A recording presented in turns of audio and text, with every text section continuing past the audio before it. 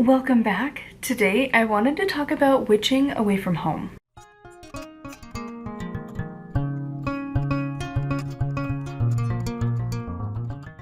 So I've done videos over the years showing like travel altars, and this time it's a more permanent situation. So I wanted to share how I am maintaining being a witch while I am not at home. Don't let the background confuse you. I come to visit my house, but I am not here.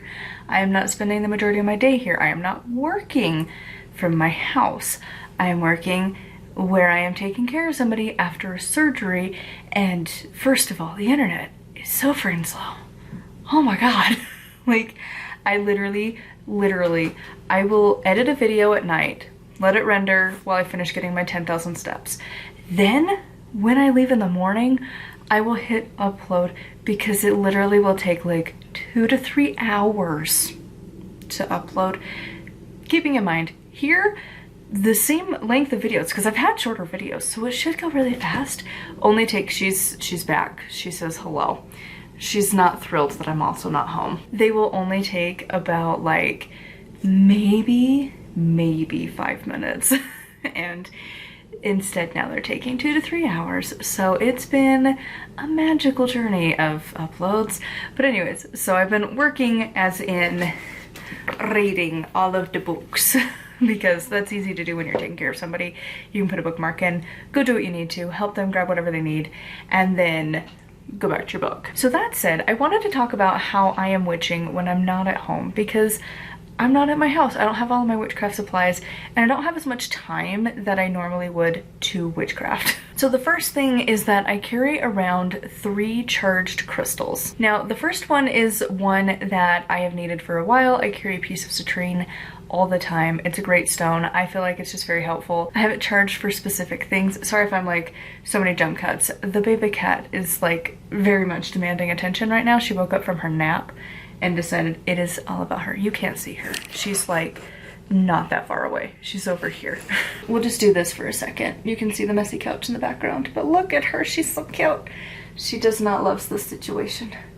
I picked her up. It wasn't her choice. The other stone that I carry is a piece of clear quartz that I actually have been using as part of a marriage spell that has been pretty much ongoing since I started all of the wedding spells that I did back when I was prepping to get married almost 2 years ago now. As a witch, I am always doing spells, and I love to do long-term spells. So this piece of clear quartz, if I can remember words, this piece was a set that the other pieces are on our wedding broom, and this last one I've kept on our altar, but now that we're away, I'm like, I miss my hubs. So I've been using that as a way of working a little bit of marriage magic while I'm not around nearly as much. The last piece is actually one that my husband made and charged. He hasn't told me all of the thing he's charged it with, but he did it for a few different reasons, and it's been very helpful because obviously like I miss my husband. Even though we don't sleep in the same room, because like sleeping apart when you have a partner who snores and steals your blankets, it is the best way to save your marriage. I've been with him for 7 years, but like when I gave up not having like so much snoring and so much like waking up freezing because he would take the blankets, then he would get hot and throw them on the floor on his side of the bed. Not having to deal with that saved our relationship so much because I don't want to murder him anymore. And if you are a light sleeper, I feel like you'll understand. But anyways, so like even though we don't sleep in the same bed, I only sleep a wall away, and I miss him. And I miss being able to like sit and just chit chat at night with him, and just the little banter and like little things in the morning. And I miss him. And so like obviously I'm married to him for a reason, so like not being around your partner sucks. And so he charged this as like a, hey, it's from your hubby. Because he's also a witch. And I was dealing with a lot of shadowy bits too, like working through the Shadow Temple of Witchcraft. I know it's shamanic, but in our house it is the Shadow Temple. And working through that book has been uberly fun on top of all of this. And so he charged this to kind of help with all of that stuff too. And again, he hasn't told me all of the things. I could ask and find out, but I don't really care, so I carry that around as well. But just having charged crystals with specific intentions has been a game changer, because I don't really do anything with them. I just carry them around and I put them on my little nightstand at night, and then it's an active choice to reincorporate those energies in the morning. Next is to have a scented candle. Most of the time, people aren't really gonna care too much, and they're not gonna like really think about it a whole lot. Like, it's a little weird, but it's not like that weird. Because the house I'm staying at, they keep it super cold. So I'm always freezing, and I used to, when I lived there, have a space heater, and I don't anymore because I have already brought so much crap over. I didn't want to bring over a space heater to boot. So one of the ways that I've been trying to heat that room up is to light a scented candle. And then I thought about it, I'm like, why am I not being a witch about this? So that's something that I went and actually bought a specific candle, so that I have one for illumination and warmth, and one as a spell candle. And the spell candle, obviously, I'm going to use as a spell. I've been thinking about doing a video on that specifically, because it is like a long-term spell that I really like, and it has worked the best, but it's a long-term, but also I need that sometimes, where you're just like feeding a spell for an extended amount of time.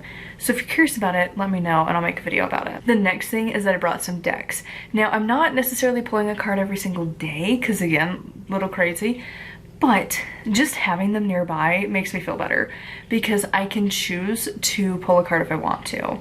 And I've done it a few times, and obviously I keep my journal with it. And so I can journal about the card, and I have an affirmation deck, and I have my tarot deck. The tarot deck I chose was Revelations Tarot because it's the easiest one, and I love that deck. So it's like, all right, bring those two. If I feel like I'm needing something, if I'm feeling like I need like a, you got this from the universe, I have my affirmation deck. And if I'm wanting a question answered, or I'm okay with the universe yelling at me a little bit, I got my tarot deck. You could easily substitute in with the runes, and you could also use the Ogham, and those are both magical systems as well if you wanted to use it for magic, but I just wanted my cards. Next is, while I don't really feel like I can do a lot of like ritual and stuff, like I haven't been doing like the smudging ritual from STOW every day like I was. Instead, I've just been doing what I do all the time, but for most people you don't do this, which is read a lot of witchcraft books. Expand your horizons. Learn about different traditions, different books. Just pick up some from the library. You can find a lot online, like just researching witchcraft as you're just chilling, because honestly that's pretty easy to do. You can scroll through. There's some on like Spotify and like Audible, and then you've got Libby has some, not a lot, but some, which is the like library that you don't have to drive to. You can just log in. You can do ebooks and audiobooks. I haven't used it. I prefer physical copies. I'm too like spaced out, and I can't read a book. Ebook, if that's your thing, more power to you. I can't handle it. And audiobooks, I'm gone. I am not paying attention to a word you just said. I'm in my own little universe. The only exception, ironically, is like memoirs. For some reason, that one just catches my brain. But the others, I can't focus. Next is to do some affirmations, because honestly that's pretty easy to do. And they don't have to be big, long affirmations, just a little something, at least one once a day. I did bring my prayer beads, I did bring my gratitude beads. I haven't done them, but I have at least said an affirmation at least once a day. Also, having easier gratitude. So like, I used to go through my beads every single day and list off so many things I'm grateful for. That just takes time that I don't really have on my schedule right now. So instead, I just have little moments of gratitude, which still works. And honestly, having that like base gratitude practice helped. So I mean, it's as simple as like you flush the toilet and then you are grateful that it works, that there's plumbing. And like you're washing your hands, you're grateful for clean water, you're grateful for soap. When you're cooking, you're grateful for electricity, you're grateful for the stove, you're grateful for the food. Like just little acknowledgements of gratitude, and just taking that time, and like even having gratitude for like doing hard things, you know, like grateful that I managed to get the wheelchair up the stairs again. That is, I am getting strong pulling a wheelchair upstairs. That is so much work. Even when you dismantle and you take the chair and the back off and then you swoosh it up, it is still a lot of work. Truly, I'm gonna get I can't fly away with my arms anymore, I swear, because I'm gonna get buff lifting this freaking wheelchair up the stairs. Probably not, because to be honest, it's really not that heavy, but to me it is. And my husband did admit it is a little awkward and a little heavy, but not like very heavy, just more awkward. But I'm gonna go with it's still heavy, because it is. And then lastly is to just acknowledge the season and the moon, even if I can't really do a lot, because like Ostara came and went, I did like nothing. About like 5 or so days later, I did manage to give an offering to the land spirits, because that's kind of been a big thing that I've been noticing for this Ostara in particular, but like that was it. Like I acknowledged the changing of the season, sent some gratitude to some of the deities associated, but like that was it. Like some daily divine dialogue, little bits of like, ooh, look, the moon is pretty, and that was about it. Or like, hey, thank you, Adun, for the return of spring. And like, hey, Balder, could you, with the sun, please just bring it back? Because it's been a blizzard. Like ever since Ostara, it's been snowy and cold and gross, and I'm ready for spring. Especially with wheelchair and crutches and surgery, and you can't step down because like you can't get the like material wet, and just I need Balder with the sun.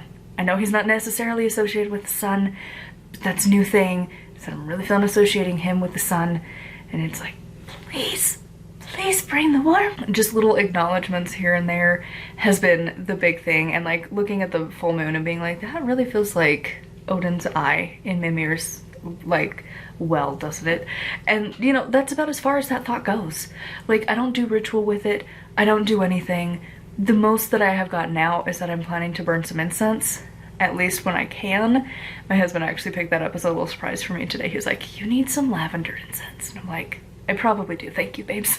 So that's the choice of having a witchy husband. But yeah, so like that's like an easy like offering for me to do at least like once a week, just to like go outside for a little walk and then burn some incense, because where I'm at has a lot of land, so I can easily do that and just be like, boop, have some incense. And yeah. And then again, just mostly paying attention to the land around. Like I've noticed a lot of wildlife and stuff, and just paying attention to that has been huge.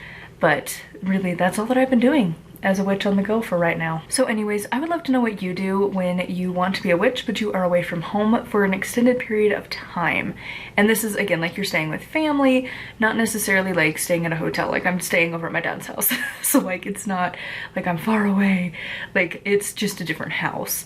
And like, he doesn't really care that much, but also like I'm not gonna be like, okay, bye, I gotta go do my witchcraft for the next like 2 hours, so bye. Like I'm doing what I can when I can, and this is my system. So I would love to know what you do in the comments down below. As always, a huge thank you to my patrons. If you like support me and get access to exclusive content, it is patreon.com/nightlillowcrafts. Make sure to like, comment, and subscribe. I post every single day, and until next time, thank you so much for watching, and blessed be.